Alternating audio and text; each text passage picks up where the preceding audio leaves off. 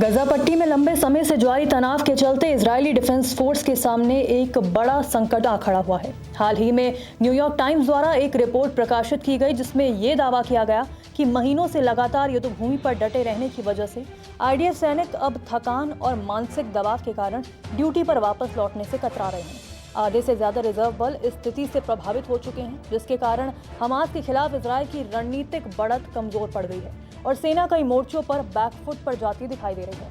अब इस बीच हमास ने भी इजरायली कमजोरियों का फायदा उठाकर युद्ध को और पेचीदा बना दिया है और अपनी तैयारियों को दोगुना कर दिया है। दरअसल ये संघर्ष 7 अक्टूबर 2023 को हमास के अचानक इजरायल पर हमले से शुरू हुआ था। 2 साल बीतने के बाद भी हालात सामान्य नहीं हो पाए हैं।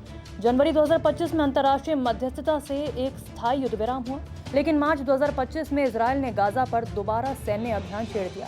इसके बाद अगस्त 2025 में इजरायली सुरक्षा कैबिनेट ने गाजा सिटी पर पूर्ण कब्जे की योजना को मंजूरी दी। इस योजना के लिए 60,000 नए रिजर्व सैनिकों को बुलाने और 20,000 मौजूदा सैनिकों की सेवा अवधि बढ़ाने का निर्णय लिया गया। लेकिन वास्तविकता ये है कि रिजर्व बलों की भारी कमी ने इस अभियान को और ज्यादा जटिल बना दिया है। शुरू में आईडीएफ ने 3 लाख से ज्यादा रिजर्व सैनिकों को बुलावा भेजा था, लेकिन अब उपस्थिति घटकर केवल 40 से 50% रह गई है। रिपोर्ट्स बताती हैं कि 100 सैनिकों की एक कंपनी अब घटकर सिर्फ 60 सैनिकों तक सीमित हो चुकी है। थकावट, आर्थिक बोझ, पारिवारिक जिम्मेदारियों और मानसिक तनाव सैनिकों को तोड़ रहे हैं। कुछ ने तो साफ शब्दों में गजा में सेवा देने से इनकार कर दिया है। उनका मानना है कि युद्ध अब अपने असली मकसद बंधकों की रिहाई और हमास के विनाश से भटक चुका है। आईडीएफ के अधिकारियों को चिंता है कि ये न केवल युद्ध को लंबा खींच सकता है, बल्कि सेना की कार्य क्षमता को भी गंभीर रूप से प्रभावित कर सकता है। बता दें कि तेल अवीव समेत कई शहरों में हालिया विरोध प्रदर्शनों में हजारों नागरिक गजा पर नए हमलों के खिलाफ उतरे। कई रिजर्व सैनिकों ने खुलेआम सेवा से इनकार करने की अपील की। अनुमान है कि 1 लाख से ज्यादा रिजर्व सैनिक अब ड्यूटी पर हाजिर नहीं हो रहे, जिनमें 38,000 से ज्यादा लड़ाकू सैनिक शामिल हैं। यहां तक कि सेवानिवृत्त वायुसेना अधिकारी भी युद्ध का विरोध कर चुके हैं।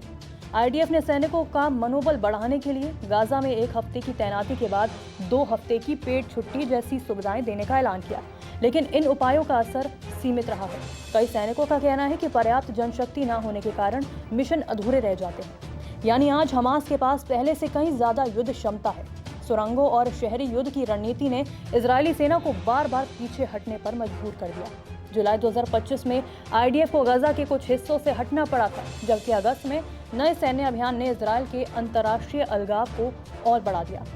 हालांकि प्रधानमंत्री बेंजामिन नेतन्याहू ने युद्ध को आगे बढ़ाने का संकेत दिया, लेकिन सेना के कई शीर्ष अधिकारी इसका विरोध कर रहे हैं। उनका मानना है कि लंबी तैनाती और लगातार संघर्ष ने न केवल सैनिकों की क्षमता पर असर डाला है, बल्कि समाज और परिवारों में भी असंतोष बढ़ा दिया है। यही वजह है कि इजरायल आज न सिर्फ सैन्य मोर्चे पर, बल्कि राजनीतिक और सामाजिक स्तर पर भी चुनौतियों का सामना कर रहा है। नमस्कार, मैं हूं मानक गुप्ता। अगर आपको हमारा ये वीडियो पसंद आया हो तो इसे लाइक और शेयर जरूर करें, और हाँ, हमें सब्सक्राइब और फॉलो करना ना भूलें ताकि आप देश और दुनिया की कोई खबर मिस ना करें। तो जुड़े रहिए हमारे साथ और देखते रहिए न्यूज़ 24।